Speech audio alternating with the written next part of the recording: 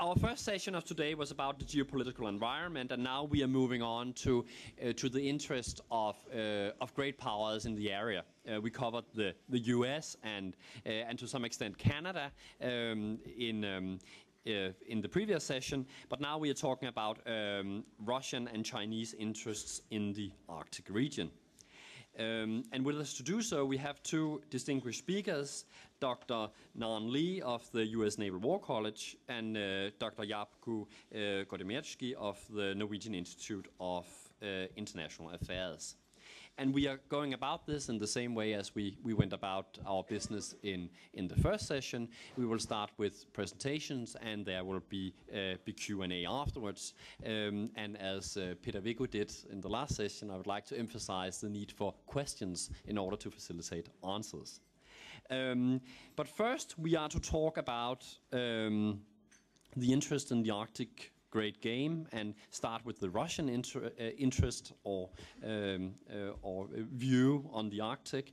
And with us to talk about that issue is Dr. Jakub Godzimirski, who is a senior research fellow at the Center for Russian and Eurasian Studies at the Norwegian Institute for International Affairs.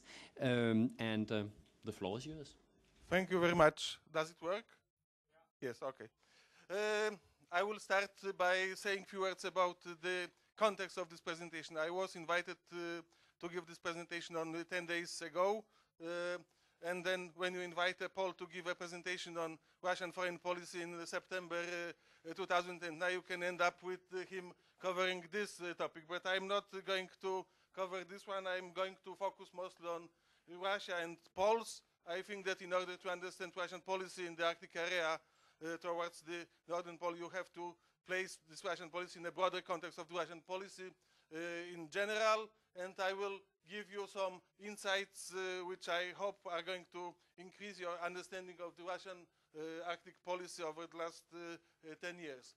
I will start by looking at some conceptual confusion. Then I will look at the Russian process when it comes to addressing the issues of the Arctic policies. Then I will take a very brief look at who are the actors involved in the shaping of this policy.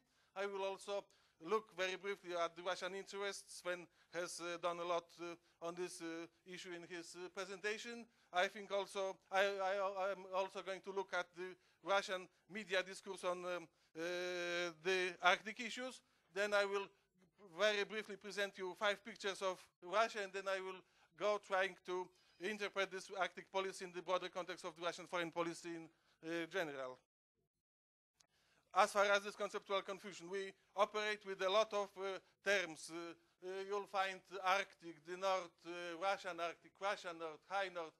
I have gathered a number of publications, covers of the publications that appeared on the over the last 10 years on this issue. Some of my colleagues have contributed like this, Russia and the North, Ilana Wilson-Rowe. Then another colleague of mine, Helge Blakisrud, was active in preparing this tackling space, think about Russian federalism in the northern context, and the most important of the American books on this issue is the Siberian course that was published also some years ago by 2 outstanding American scholars. When addressing this issue in this context, I will focus on the official Russian definition of the Arctic that is provided in this document on the Arctic strategy that was recently published by the country's Security Council. This is the picture taken from the official site of the Arctic of the Russian Security Council that defines Arctic as a kind of circumpolar area where the coastal states have their interests. If we look at the process, to what extent this Russian beer has been going polar over the last couple of years, we have to understand that this is nothing new in the Russian interest in the Arctic. This interest has been there for not even decades, but almost centuries. Russia has been an active player in the Arctic context for many, many years. 70% of the Russian territory is defined by Russia itself as being of northern character, so Russia has a huge experience and huge interest in everything polar and Arctic. But over the last 10 years, we have seen growing interest in formulation of the Russian policy towards this area. And this is a very brief overview of the most important events that have taken place in the Russian process of formulation of this strategy. We have to understand that Russia has been paying increasing attention to the Arctic, but this area is not very prominent in the Russian long-term strategic documents. If you look at the foreign policy concept that was published only 1 year ago, there are only 3 mentions of Arctic made in this context, and the Arctic is mostly defined as an area of cooperation. If you look at the national security strategy that was published in May this year, there are only 3 mentions of the Arctic as well. So this is not a very central topic in the Russian overall outlook of the world and Russia's interest in it. If we look at the actors, we will find very different groups of actors, everything from the top echelons of the Russian power, like Vladimir Putin, Dmitry Medvedev, representatives of the State Duma, and researchers working on the Arctic, like Artur Chilingarov. The Northern Fleet is to play a role in the Arctic. We see Nikolai Patrushev, the head of the Security Council, who announced this Russian strategy on the Arctic quite recently. We see expert community like the Russian Arctic and Antarctic Institute. We see groups of people who have also their special stakes in the region, like the indigenous people of Russia and of other countries. We see that international NGOs have also a say in the formulation and implementation of the Russian policy. WWF has its own international Arctic program. And we see also that in shaping this policy, Russia has to pay some attention to the economic matters. Rosneft and Gazprom have been defined as the actors that are allowed to develop gas and oil resources on the continental shelf of Russia. Arctic Council has already been mentioned as a kind of agenda setter in the Arctic.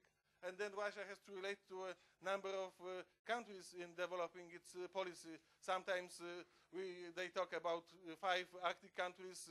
There are also references being made to 20 countries having their interests in the Arctic. China is not an Arctic country, but China has definitely a stake in the Arctic. So we see that there is a number of actors who are influencing the development of the Russian policy. When we look at how Russians themselves define their interest in the Arctic, the map is provided by Filip Rekacevich, one of the best cartographers working for Le Monde Diplomatique and for some other institutions. This map shows mostly the economic stakes in the Arctic.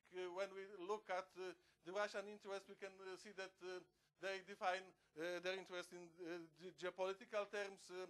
The strategic assets that are somehow gathered in the north are defined often in the Russian official discourse as the Northern Bastion. Then there is also this issue of the borders that have to be delineated. The big question is whether the area is going to be an area of cooperation or confrontation.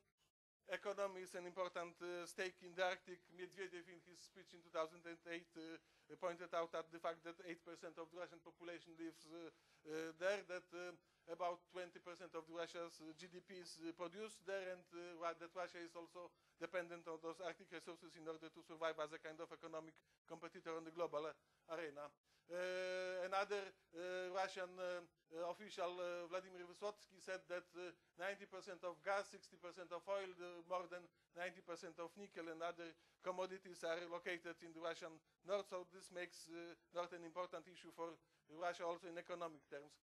And then we see this Russian claim to the continental shelf, and if this claim is accepted, then it will add 1.2 million square kilometers to the Russian economic zone in the Arctic. So those are relatively high stakes for such a big country. And then we see that if the climatic change is going to take root in this area, there are also going to be some new transport opportunities where Russia also may play a role.